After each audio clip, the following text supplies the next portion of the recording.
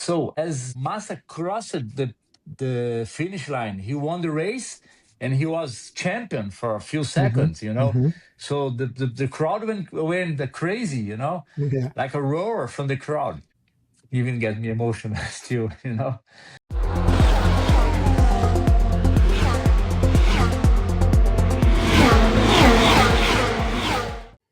Hello and welcome to Art in the Paddock, conversations with Formula One photographers.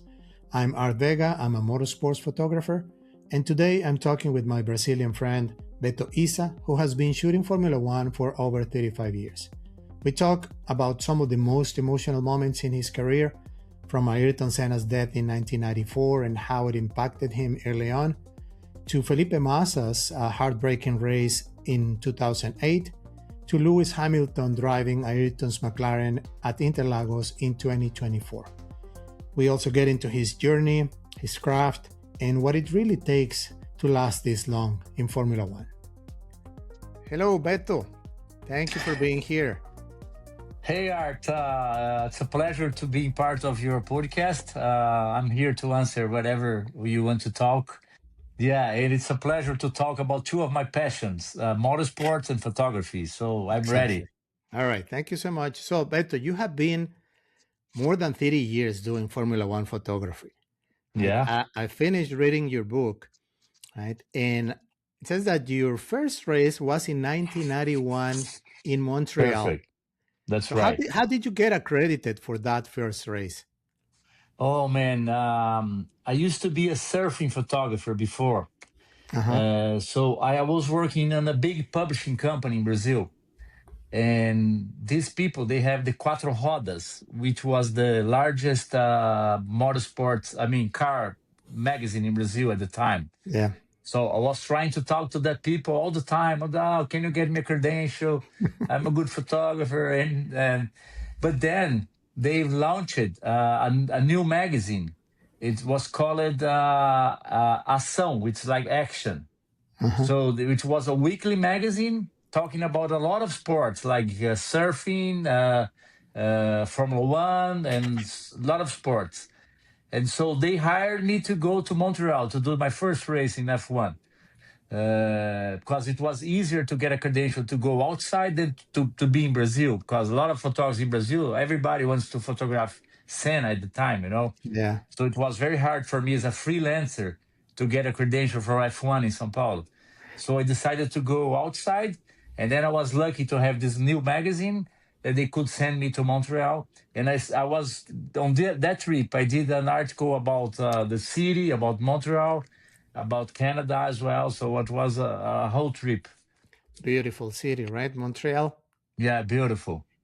So what was your experience, your first time being there, getting to the paddock, getting to the media center, and starting to shoot trackside? How was that experience for you that first time? To be honest, it was a bit crazy, because you don't know where to go, where to Yeah. be, and to get the best positions. And I can go here, I cannot cross, whatever. Mhm. But I was lucky at the end because that race, Mansell was leading most of the race. But on the last lap, he probably uh, touched some button by mistake, and he stopped in the middle of the last lap, and then Nelson Piquet won the Okay. race. Yeah. Yeah. So I was on the podium. I didn't expect to see Nelson. Then he came, and I said, "What's going on?" So it was the Nelson's last win in Formula One. So I was Wow. very lucky on that. So you started So on the right foot. Your first race, yeah, and you got Nelson very Piquet's on the last right win. foot. Yeah, that's Wow. right. Yeah, So when you started shooting, like you said, I mean, you didn't know where to go, right? You didn't yeah, know the track. You didn't know how to position yourself. Probably, I mean, it was your first experience shooting cars that fast, yes, right? yeah. So how did you find to shoot Formula One cars at that moment? What was the first things, the first challenges that you had? Well, I've always been a photographer of action sports. I Hmm. started my career as a skateboarding photography, and then I moved to surfing. So there are kind of similarities between these sports, including motorsports, Hmm. because they are all open air. to freeze the action. A lot of colors, so a lot of similarities, you know. Yeah. Yeah. So I had the basics to go for it. But the hardest challenge for me was to get closer to the action in F1, you know. And as you said, the cars go really fast, you know. So even to try to follow, to pen, and to freeze the cars, it was very hard at the beginning, you know. So my first approach was to do more open shots, you know. Okay. And then I was getting comfortable with that, and then I was getting close to the action, you know. That was my main line as I progressed through my career to F1, you know. How many races did you do that year? 91. 91 only Canada, my only race in that Okay. year. Yeah. And then next year, 92. Next year, I was able to go to the Brazilian Grand Prix for the first time as a photographer. I Mhm. had been as a fan before. My first race Yeah. in Brazil was 1979 as a fan Yeah. with my dad. The story I told in the And the book. book. Yes. Yeah. And then, so 1992 was my first year as a photographer in Brazil. And so 1992, I did two races, and then three, and then I was came into more races through the years. You know, Hmm. that's it. When did you feel like you started to get comfortable shooting Formula One, or not comfortable, but that you were getting the a good grasp of, okay, now I'm getting good at what I'm doing. Well, as it was very hard to get a credential for F1 those times, I tried to move a little bit to karts at the time, Indy Okay. cars, because Brazil was very big in Indy cars at that time. You know, had a lot of drivers, a lot of sponsorship. So I've moved it to Indy cars for a little time. You know, in the late '90s. Uh, and then I was progressing as a photographer at the Indy cars, which they go fast, not as fast as F1, but it's a lot of similarities, as you know. You know, I've been to Monterey to the kart race there. Oh yeah. Yeah, yeah, long time Nice. ago. Wow. Yeah, and I was very close to Hélio Castroneves and Tony Yes. Canaan. So Hmm. I shoot them since the Indy lights. You know. Yeah. So I got them progressing to kart to the big league, and they got Philip Morris sponsorship at the time in Brazil. It was so big. I Yeah. was Yeah. hired by Philip Morris to shoot them at the time, you know. So then I've got more a good. I've got better as a photographer in IndyCar, Okay. and then as I became the official photographer of the Brazilian Grand Prix, and then I moved it basically all in into Formula One, you know, later, Hmm. you know. Hmm. Hmm. So those years when you started, I read also in the book that the first year in Montreal, you went to introduce yourself to To Ayrton Senna. Senna. Yeah, Right? Just such a moment in your life. So yeah, yeah. tell me about that. Well, my cousin, actually, the my uncle, the cousin of my mom, he was the head of marketing of Banco Nacional, Yeah. the one that Senna has the head, Hmm. the cap, you know. Yes. Yes. So he was the one who hired Senna to be the Banco Nacional man, you know. Uh-huh. So I was at the Delta Hotel in Montreal when we Oh used to yes. get the accreditation. Yes. And then I saw Senna. Senna was going on the up on the escalator. And get closer to him and said, "Say hi, Senna. I'm Beto. I'm the nephew of Luis Henrique Furquim." He said, "Oh, really?" And then he was very nice and kind, you know. Yeah. So it was very nice to see him and to meet Oh, him personally for the first time, you know. well, And he was Beto, very nice to me for sure, you know. your first race, and you got to know Ayrton, and you got to photograph Nelson Piquet. So you Yeah, had a big angel, right? yeah. Guardian angel on my side, you know. Yeah. Yes. So then, were you a fan already, right, of Ayrton before you met him, right? And those were the years, when Ayrton was at the peak of his career. But from your perspective, like being in Brazil and starting to work as a photographer, how different was Ayrton and the reality from what we saw on TV? Well, he was really focused to do good in F1, you know. So yeah, I don't know. So usually people don't get that very brightly, you know, because he was focused. So sometimes he doesn't want to talk, you know. Yeah. But I've always have as a first introduction. I always have good relationship with him, and he was one of my idols. So you know, it's a kind of admire him all the time, you know. And he was that was one of his best qualities to be perseverant, to work hard, you know. That's why Honda people, he's still being loved by Honda in Japan, you know, Yes. because of his perseverance, because his focus. It's like the Japanese mentality, you know. Yes. Yes. And so I always used to admire him for this.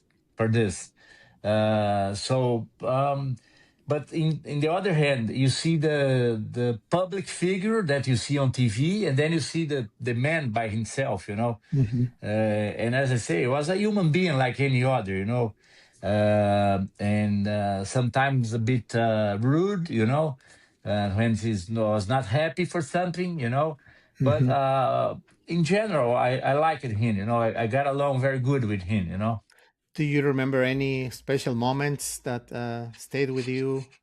Well, I had the chance to go to dinner with him one time, you know, because all the Brazilian journalists and photographers we use during race weekend. We have Galvão Bueno as the biggest announcer in Brazil, and Reginaldo Leme, who is the Hmm. commentarist. Reginaldo is very close to me. So on the race weekend, they use everybody from TV Global, from the photographers, the journalists. Let's come together. Let's have dinner Friday somewhere. And one of those dinners, Senna was there, you know, and he was very funny, you know, joking with everybody, you know, setting traps for everyone, you know. He was very nice in I mean in as relaxed, you know, was not a that was that with all the drivers and all the media, or was it just no, just the Brazilian the mafia Brazilian? to Yes. say, you know. Yes. So only the Brazilian photographers, Reginaldo Leme and Galvão Bueno, which were the leaders in global TV. Hmm. Reginaldo mainly, he used to organize the dinner one of the days, usually Friday. Then all the Brazilian media, we go together, and usually the drivers, Senna, Massa, Barrichello, wherever they came to, you know. Now that you mentioned this about the Brazilian mafia, you mentioned something in your book that was interesting about the Latin American group of photographers and media, how we kind of stick together, right? Yeah, right. Yeah. Have I'm a more, I mean, more the Latin in general, like Italians, French, and Latins, yes. Brazilians, Spanish, and you guys from Mexico, you know, because we have the bridge people that are not so easy, as you know, they kind to close the doors for us, you know, Yes, so yeah. we need to bang the door, you know, and the Latins, the culture is more similar to ours, you know, so Yeah. we get along better to those guys, and we feel better when we are with them, you know, so that's what I Yeah. mentioned on the book. Yes, yeah, it was interesting because it's something that I've noticed as well, and I immediately identified with that. Yeah, I So think so. now let's go into, I mean, those first few years, you were doing a couple of races. In 1994, you did the first race in Brazil. Yeah, that's right. Right. You didn't go to Imola. You were No, I watching it. didn't. You were watching it from home. From home, yes. What do you remember about that day? Oh man. Usually the races, the Grand Prix, where the start of the race was 10 a.m. in Brazil, the European Hmm. races. So I had wake up, and then I was lying on my bed, you know, with my wife at the time, my first wife. Yeah. And then I was watching and then when I saw the accident, I see that was didn't look good, you know. And then as the day progressed, and then the Roberto Cabrini, which was the reporter that time in Globo, he came in the afternoon, like 4 p.m. or 5 p.m. And then he said, Ayrton is dead, you know. Man, that was a shock for me, you know. A lot of emotions. I cried for a long time, you know. I said, it's impossible. It's my idol. I'm a Formula One photographer. How can he die? It's not possible. You know, it was a shock for me. And I said, what's going to be on my career? What's going to be the demand for photography from now on in Brazil? So it was a lot of emotions coming together. Not only his death and his loss, but altogether, what should mean for the future for me, for my career as a photographer. For So it was Brazil in general, right? Because he was yeah, a larger figure than just a driver, right? It meant sure, a lot, sure. right, for He you. was the local hero, the Brazilian hero. So it was a shock, man. And then what happened after that? During those days, how was I mean, how was that? I can imagine how was the feeling everywhere in Brazil, but with your friends, with your family, how did Yep. that? The feeling was like we lost someone from the family, Yeah, very close to us. It was the general feeling in the country. And even the funeral, we have since the coffin got to the airport, they put on the fireman truck yeah, that took him from the Guarulhos airport to downtown. A lot of people on the way, maybe the estimate is 2 million people along the way on the parade. So it was crazy. It was very. I still feel sorry today. Feel sad today about yeah, it. yeah. You know that I'm a big fan of Ayrton, Yeah, I right? know. I Yeah. know. I So saw your emotion when you came to Interlagos for first yes, time. let's talk about that. So Yeah, let's jump into 2024. Right, Lewis driving Ayrton's car, yeah. listening to the fans chanting, and that song. What's the name of that song they play when Ayrton was winning? I forgot the name of that song. Ole, ole, ole, olá, Senna, Senna.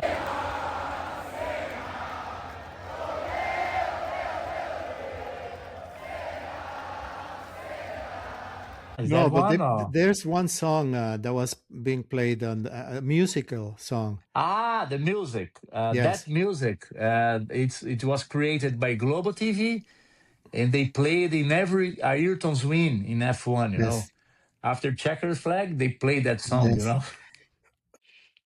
I even became emotional just to remember that.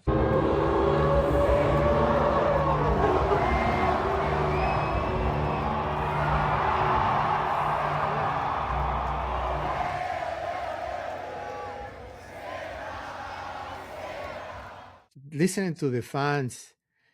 Where were you there? Because I was on the main straight just before he crossed the finish line. I was a little bit further. Where were you located? Well, like I have 8 photographers there shooting as the head photographer of the race. I Yes, was by when Lewis got in the car. I was there to shoot him, putting the yes, helmet, yes, yeah, putting the balaclava, getting into the car. And my photographers were located all over, so I didn't need to rush to anywhere. So I yes, started with him putting his overalls, and then I've walked back to the main track when he was going to park the car, and yes, Viviani Sen was going to there yes, to receive him. So that yes. was my plan, to shoot him get into the car and then walking down to the front stretch to be right when Viviani was going to receive him at the end. That was a moment. I have a picture here in my room from that Yeah. moment, and I just that moment when I saw. I thought that it wasn't going to happen. Remember, because of the Yeah, rain yeah, that we because had of on the rain, Saturday. there was a big little doubt about it. Yeah, you're right. Yes. So when I knew that it was going to happen on Sunday morning, I immediately say, "What's the best position?" Right. So we went to the main straight, and we could see the part below of the track, so we could see like two parts at the same time. The Senna S's on the Yes. right, on your right. Yes. Yes. And then when I heard the engine for the first time, I was like, "Wow!" And when I saw him pass, I started heading like just some started some crying. some drops. Yeah, Yeah, I because agree. it was a very, very Yeah, it emotional was very moment. emotional for all of us. Yes, yeah, And as you know, the engine, I believe it's a V10 engine from that yes, time. Yeah. It's maybe louder than all the engines together nowadays, you know. Yes. Yeah. And so it gets now that's the real engine sound. That's what when I hear, you know. Yes. Remember that when we were at the media center and they were, turning on the engine because they were Yeah, next to the media I could center. We hear. were Yeah, like, oh yeah. wow, that was so amazing, right? Yeah.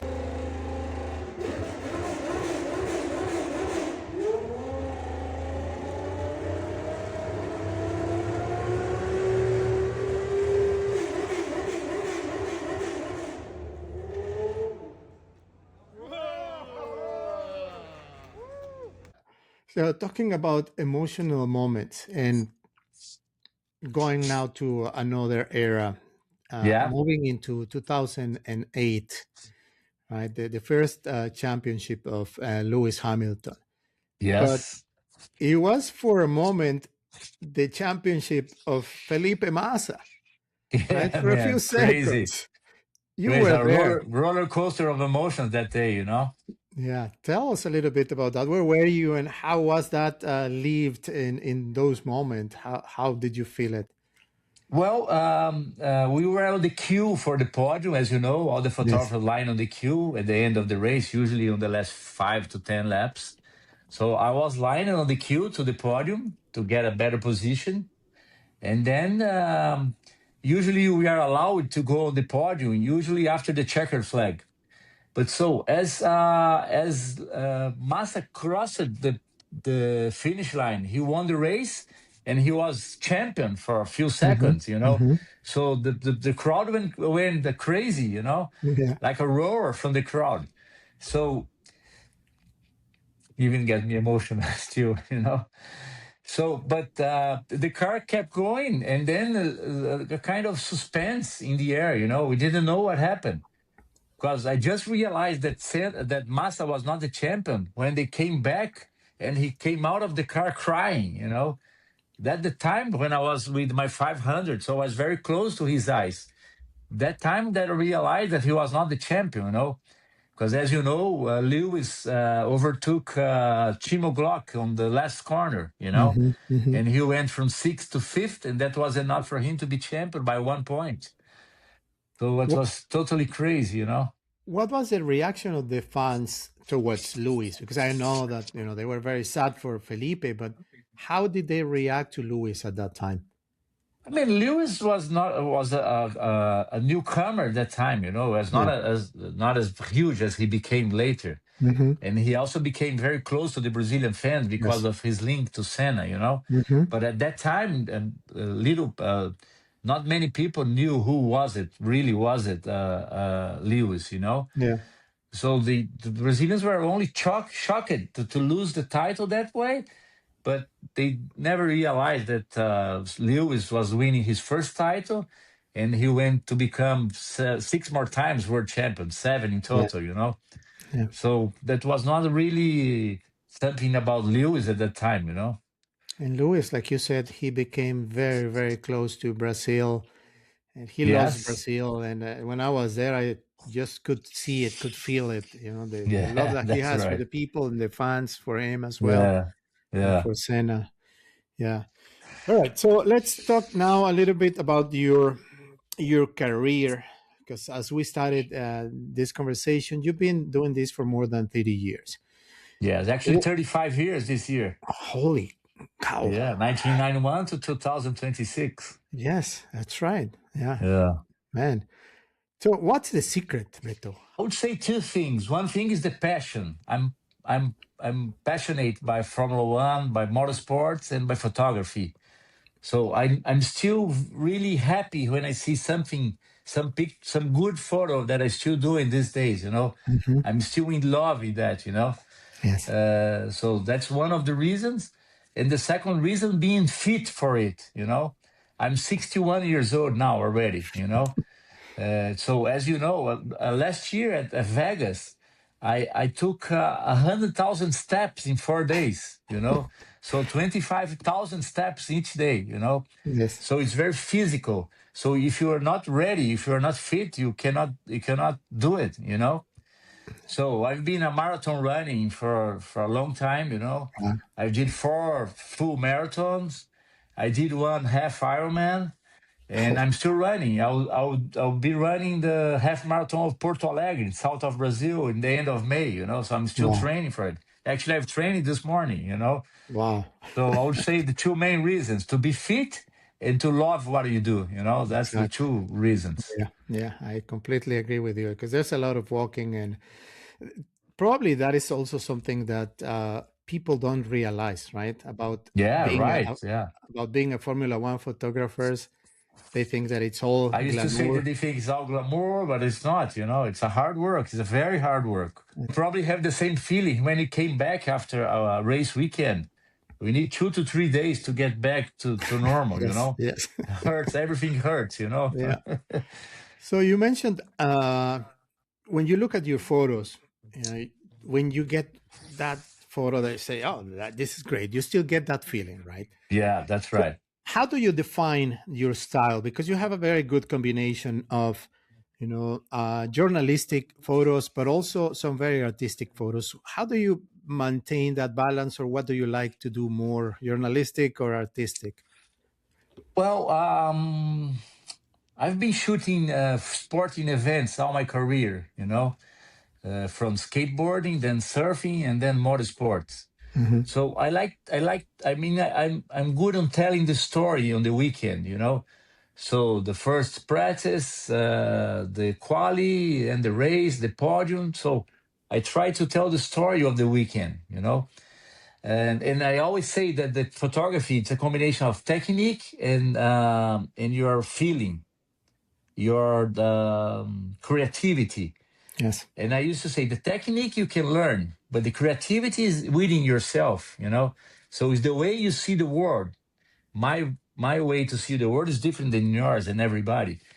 So I always learn and I always practice, and I always look to somebody's picture and I see it. I say how has done this picture. Then I try to learn, I try to study, and then go and do the same. You know, Hmm. so always getting good references and being able to do it. You know, so I believe I'm a good balance between technique and creativity. You know, but more on the technique side maybe. Okay. So having said that, Beto, and it's something you mentioned about the balance of having the technique and the creativity. Do you Yes. think that a great photographer, can be made, or is that something that you are born with it? You either have it or don't have it. I believe it that that's it, you know. You either have it or don't have it. Yeah. You can learn the technique, but it Yes. has to be on yourself. I always talk to my wife and said, I'm a photograph man, you know. When I get to some places, I'm photographing everything, the Yeah. people, the place, you know. I'm very good to memorize images all the time, images from daily life, you know.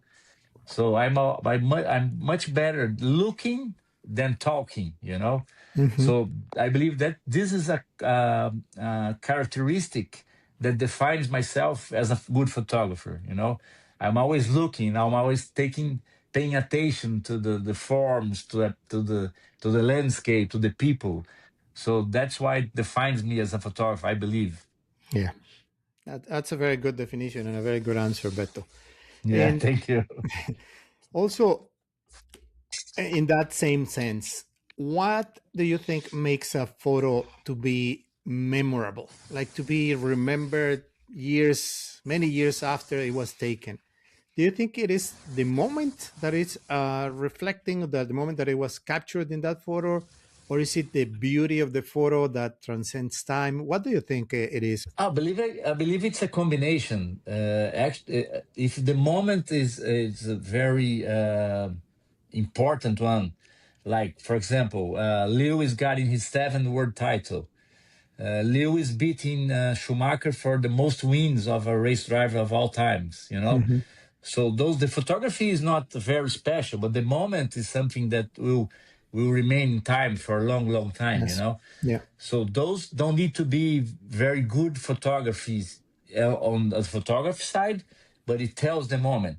So you need to get the feeling that this is an important moment. So be cool and do it, and get the moment.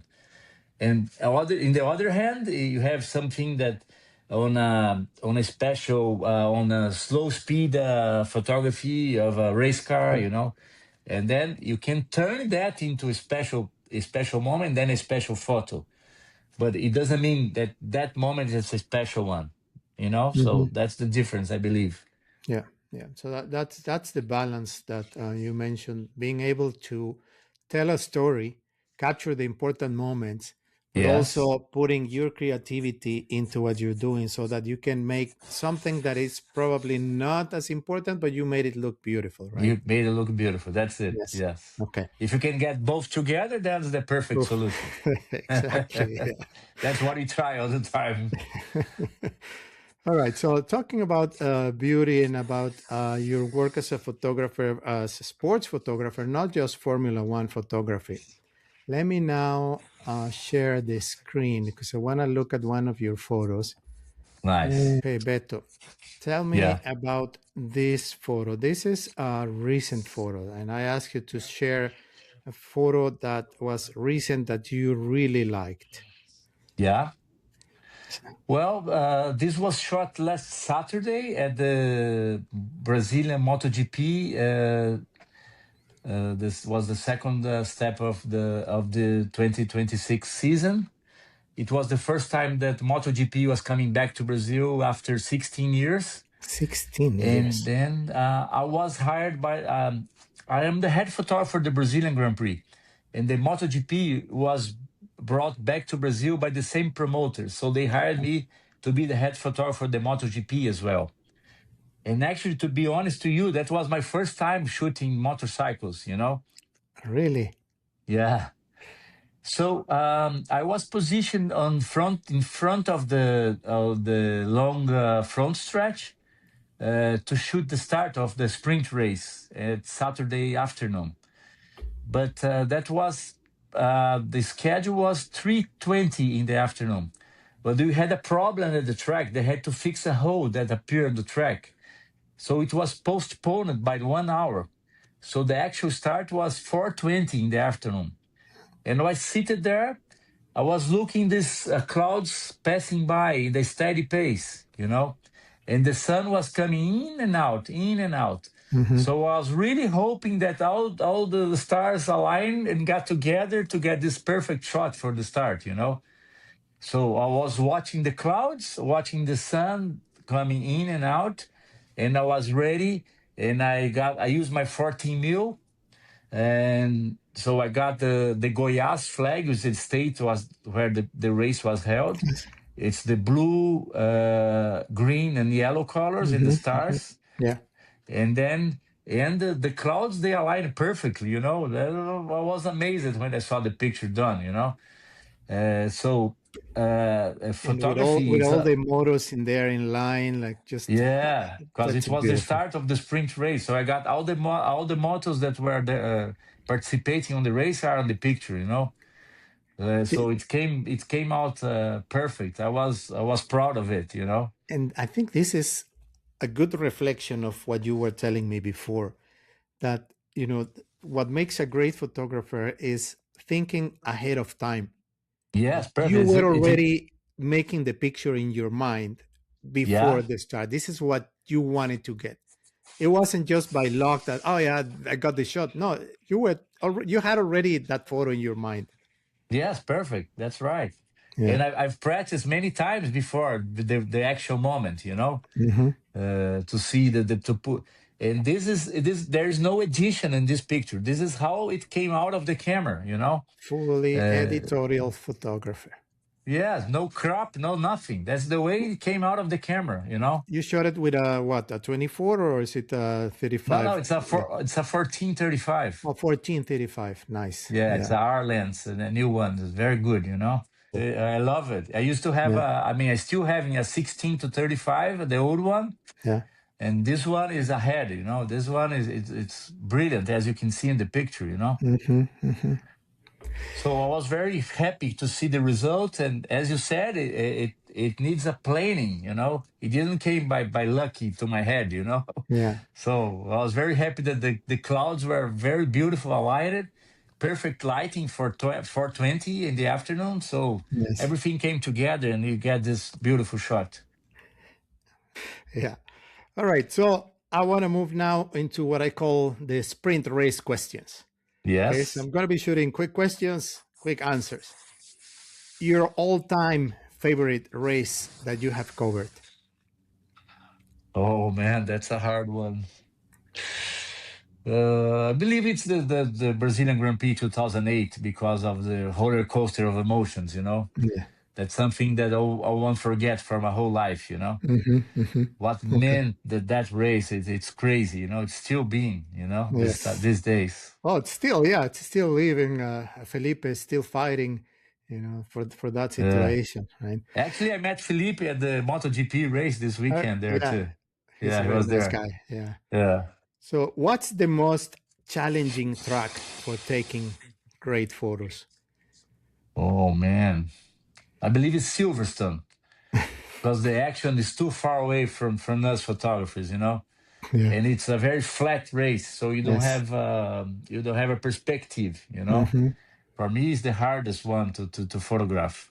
It's funny because I was planning to go this year to Silverstone, but after asking several people, they told me the same thing. And Told like, me the yeah, same. Yeah, it's I, not I that usually great don't track. go because it's not worth it. Yeah, yeah.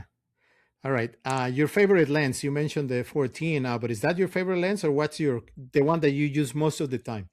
Now nowadays it's the 100 to 500 Canon, and I have the 1.4 converter, so it can goes up to 700. So you And like so that one because of being very light. You can when you had to run and like it's easier yes, to carry yes, than the much 500. easier because my previous lens was the 200 to 400 with 1.4, the It's big heavy. one. Yeah. Yeah, heavy, hard to carry. And when I saw the 100 to 500, I don't need the monopod anymore. It's Hmm. light. So there's very better for my back. So I love Hmm. it. I love it Yeah. right away. Yeah. But do you still use your 500, the prime, or you No, don't the have it 200 to anymore? 400. But you said you had also No, a no, my 500 prime or 500, no? I sold to Luca Oh, okay. Bassani. He's the owner now. Luca, yeah. Yeah. The good Luca. With Luca, yeah. Yeah. But I'm still having my 200 to 400 with a 1.4. Okay. So it goes from 200 to 560. Yeah. Yeah. So that's a very good lens. So that's the one I kept already. Okay. Still. Your favorite spot or corner to take photos, to take great photos from all Oh the man. calendar? Eau Rouge in Arush. Spa. Yeah. Yeah. Where do Eau you Rouge is like to? fantastic. What's your best favorite spot there? Because there are several positions, right? You can take it from the bottom, or if you Yeah. go to the top, you can also get some nice photos. Where do you prefer to be Well, there? it used to be on the bottom by the river Yeah, on the left side the on the car left going side. to Yeah. but after they changed the setup there, we are not able to get as close No. as we used to be. Yeah. Yeah. Yeah. So nowadays I like the angle when you go up on the old pit lane, Yes. and you right by the wall, and the car Yes. is going down, and you Ah, can see the yes. perspective. I Yeah, love that's a that now. beautiful shot. I went Yeah, there last year and I was also in yeah, love with that track. yeah, All right. beautiful. So do you prefer to shoot that kind of old style circuits or the street circuits where you get very close and you have so many different backgrounds, exciting backgrounds? Now, for What sure, would the you old choose? style circus. Yeah. No, for sure, yeah. Okay. Especially those with ups and downs, like Spa, like Interlagos. Those are my favorites for sure. So what's a track that you have been the most times other than Interlagos for other sure. than Interlagos? Or Interlagos. Well, I believe it's either Spa or Monaco, one of those. Okay. And talking about being so often in so many years in Interlagos, how do you keep your creativity there? Like to find different angles every year to make sure that you're not getting the same shots. How? Yeah, that's. That's a very good question. Because every time we get to a circuit that used to be before, you need to you need to be on your top to get new angles and new shots, you know. So, but as I have a team of 8 photographers there, we can spread everybody, you know. Yeah. So last year I did a very good shot. I was on the top of the control tower, Mm-hmm. and Lando was coming on the front stretch in front of the grandstands. Yeah. So I was panning, and he had sparks in the back of the car, and Yeah. I was like 45 degrees. You know, it was a great shot. You know that I Okay. never did there before. You know, Yeah. so that's where you find the creativity. You have that advantage there because you can go anywhere Yeah, you yeah, yeah, want. yeah. That's right. I had to explore my better angles. You know. Is there any shot that you missed that you regret it? Maybe Schumacher and Pelé at the grid in the Brazilian Grand Prix that I missed at one time. You know. Mm-hmm, mm-hmm. Was two of the greatest sportsmen in Yes. the all time. You know, Yeah. I missed the shot. You know. Yeah. Talking about that, I'm missing something. Have you had any weekend where everything seemed to be going in the wrong direction? Oh yeah, for sure. Yeah. Yeah. Which one can you Uh, remember? well, I believe one time in Hungary, I dropped my 500 and it broke in half. You know, and there was Yeah. not no CPS at the time. You know, Mhm. Yeah. man, I was devastated. You know, Yeah. so I had to finish my work in the 70 to 200. You know. Oh, yeah. Yeah. Yeah. And as you know better than me, we need to be calm. We need to be comfortable all the time to be able to take good Yes. shots. You know. Yeah. So I was affected a lot of. You know, I need Did to it? try to calm down myself and come back to still being able to do a good job. You know. What day of the race weekend that It was happened? on Saturday On after quali. Saturday. On Okay. yeah, So you had to, like that day was still in your mind, but then for Sunday, you knew you only had your 7200 and yeah, you had to yeah, put your mind into it, yeah. right? That's it. Yeah. I had to Okay. work my mind and try to do the best job possible. You know. Yeah. So when you are editing photos, what do you do? Are you listening to music or how do you keep concentration so you don't get distracted by people in the media center? Is there something in particular you do? I use my Bose headphones that they try to stop the noise from outside. Mm-hmm. But I listen to news. I don't like music that much, you know. Okay. We even a soccer game in Brazil of my team Palmeiras, you know. So Mm-hmm. that's what I do usually. Okay. And what do you think it's the most media friendly track of the calendar? Media friendly, I mean all the facilities for the media center, the shuttles, the food, how they treat the media. What's your favorite? I would say Barcelona, because Barcelona we have the inside shuttle and the outside shuttle. So everywhere you want to position yourself in the race, during the race, you are able to take the van and sit there wherever you want, you know. Mm-hmm. So I like that. The track is not, I mean, fantastic for pictures, but this comfort to be able to go, still going during the race and sit wherever you want, it's a good advantage for me, I believe. Okay. All right, Beto. I think that we're moving into the final section Oh of. man, let's talk for 1 hour more. I'm enjoying it really, Beto. Really I'm enjoying happy the that you enjoyed. conversation. Yes. So Yes. tell me about this photo, Beto. Well, as I was explaining to you before, this was the end of the Brazilian Grand Prix 2008. And as you can see, Massa is celebrating, but he's crying at the same time, you know? So it's a very bittersweet moment because he won the race since he started on pole, he dominated and he won the race. And he was, as he crossed the finish line, he was the world champion for a few seconds. But on the last turn and last corner, Lewis was overtaking Timo Glock, and Lewis was going from sixth to fifth, and that was enough to give him 1 point ahead of Massa at the championship. So as Lewis crossed the finish line, he was the actual champion. And so we were very anxious at the podium, waiting for them at the Parc Fermé. And I only realized that Massa was not the champion, but Lewis was the first, was clinching his first world title when they got out of the car at the end of the race, you know. And so I was kind of sad, you know, because it was great. Massa deserves a world championship, you know. Yeah. And if you remember, in that year, we have the Singapore crash gate where Mm-hmm. Nelson Piquet Jr. crashed on purpose to be able to help Alonso to win that race. Mm-hmm. And so, and Massa had a problem on the pit stop, and he was leading the race, the whole race, and he got a problem. He went back, so he lost the title on that year. If he won that race, he could won the title. Yeah. Massa also led the Hungarian Grand Prix that year from first lap to 3 or 4 laps to go when his engine blew. So he lost that race too, you know. So he deserves more than anybody to be the champion that year.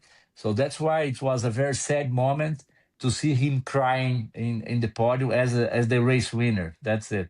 Yeah. And like you said, you were at the tunnel as we usually do, waiting, for the race to finish, and you didn't Yes. know what was happening. You thought he was going to be the world champion, and then you hear the crowd, and then you see him going to the podium like this.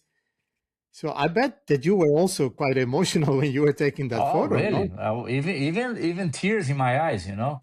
Yeah. While trying to keep in focused and cool to be able to shot the moment, you know.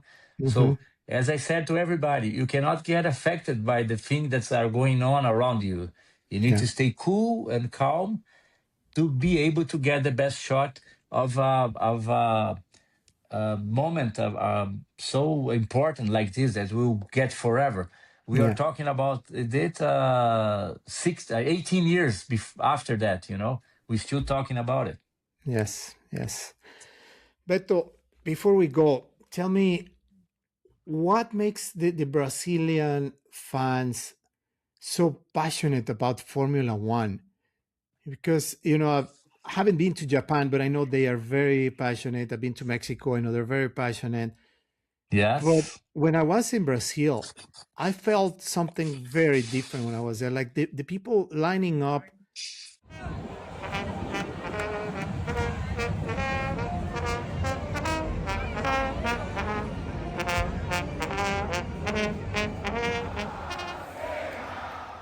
An hour before they opened the doors, and it was raining, and it wasn't the kind of people that go to the tracks now to just be taking selfies. They were real Yes. fans. Well, Art, we got the lucky to have 8 world championship titles from Brazilian drivers. Mm-hmm. Emerson Fittipaldi 72, 74, and then Nelson Piquet 3 times world champion, and Senna 3 times world champion. And this was from 72 to 91, you know. So those years formed the base of the Brazilian Formula One fan base, you know. Mm-hmm. And Brazilians also they love racing in general. You know, we have a lot of racing series in Brazil. We have a lot of racing going on all over the country. Interlagos is the mecca for racing in Brazil. So São Paulo, but we have people from all over the country that travels for the Grand Prix weekend to be able to participate in Interlagos. You know, so even on those years that we didn't have a Brazilian driver, they still coming and they still overpacking the circuit, you know. So Brazilians are passionate in everything, not only on that, but Formula On One has a food. special place on the heart of the Brazilian fans, that's for Yeah. sure. And that was created based on the Brazilians winning so many world championship. Yeah. And I now you believe have so. now you have Gabriel Bortoleto there. Yes, yeah, Gabriel is a very very good guy, and he's doing good, I believe. And he's a bright future. He's only 20 years old, so Yeah. we are cheering for him and Yes. hope he's doing well in his career. He's a very nice guy. All right, Yes. Beto. Thank you so much, Beto. Oh, I Art, really, what was really a enjoyed. thanks for having me on your podcast, and it was a pleasure. You are such a nice guy and such a brilliant photographer as well. Thank you so much. So it was my pleasure to be here, and I hope to see you soon at any track. Miami, are you going? Yes, I am. I'll see you there in Miami, my friend. Okay, buddy. See you there. All right.